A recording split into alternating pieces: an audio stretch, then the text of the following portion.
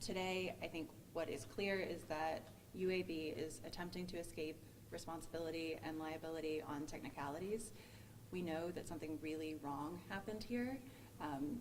UAB, the decisions that the pathology department has made has put these families through a tremendous amount of grief and suffering.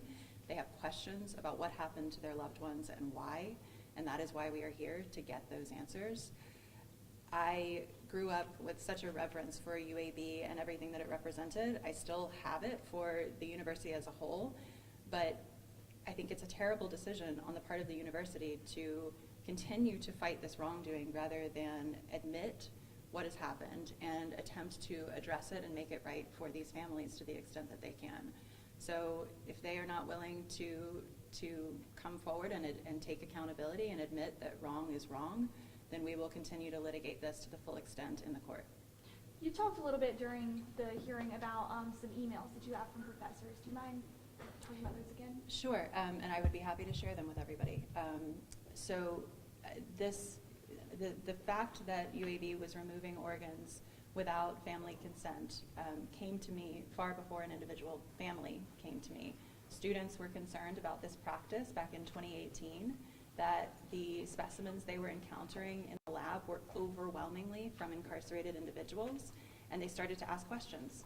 And those questions were met with an absolute shutdown by the ethics committee at the university medical school. And the students felt completely ignored, and so they came to an attorney they knew handled cases like this, although there's never been quite a case like this. And so we began investigating and realized that there are many families impacted. We have filed at least 10 cases, and based on the numbers that UAB themselves have published, we believe that dozens, if not hundreds, of families are impacted. And that, the concerns that you're talking about that were then brought by the professors, that was several years ago, or at least the one that has been publicized. Have you heard from students or professors with similar concerns since those claims were allegedly addressed several years ago? So we did hear specifically from the students, not the professors. Professors, we have email exchanges with professors that show that they were made aware of what was happening. And after the students raised their concerns, what happened is that the university removed the identification label that said where the organs were coming from. And so the students right now don't know whether they are still operating or testing or practicing on organs that were taken unlawfully. So would ADOC cut their contract, or UAB backed out? What about the federal prisons? Do they still have a contract? We don't know. That is why we are here in this case, to determine the extent that the federal prisons have also been involved, and how many federally incarcerated individuals and their families have been impacted by UAB's misconduct. This might be to you, Lauren, or to the Harrell family. If you would have been asked if you would have liked an autopsy, would you have wanted one? At the time, we would have. Mm-hmm. We wanted to know his sudden death. Right. Of course, we would have. Yes. But would you have consented to the university keeping his organs for? Not knowing anything, yes, we would have, because we wanted to get to the bottom of it. Oh, wait, I think she misunderstood the question. Yeah.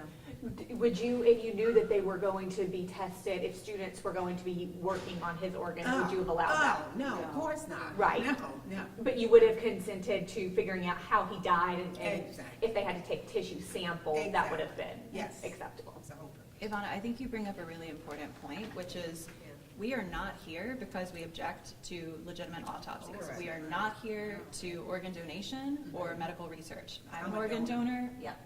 So, this is not a question of whether we should be supporting medical research. We absolutely should, but it's very simple. You ask consent. You get permission from the families. You don't return bodies with organs missing. It's simply barbaric. That's it. So how did you manage to, the crux of this case is the federal regulation. How did you just get around that statute? I don't think the crux of this case is the federal legislation. I think, so in this lawsuit involving a person who was incarcerated in federal prison, we have brought the lawsuit against UAB. The responsibility to seek permission from the families and to notify families if there is an intention to retain organs, even if it is for testing, lies with the pathologist, lies with UAB. And UAB did not fulfill that obligation here. In fact, they did quite the opposite. They actively sought to hide that knowledge from the families. And so one of the pathologists we talked said there is no reason to keep the organ as part of an autopsy. You only take slide samples. Is that what you found out as well?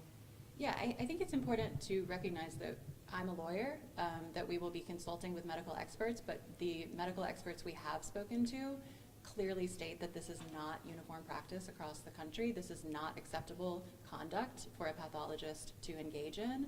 So the idea that, oh, this is just, it happens, this is just how it's done, well, then why does the law prohibit it? And why are universities and private institutions across the country doing things differently, where they're getting permission from the families? They're asking for the right to retain if they would like to keep those organs.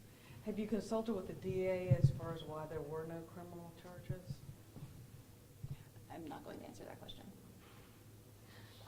You mentioned, or part of the motion to dismiss was that there was these cases in Montgomery right now, but those are state cases. They don't apply to this at all right now, do they?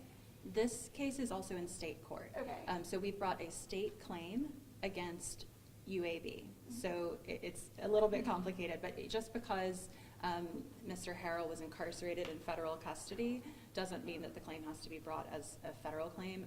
Here we are alleging violations of state law by the defendants. Thank you.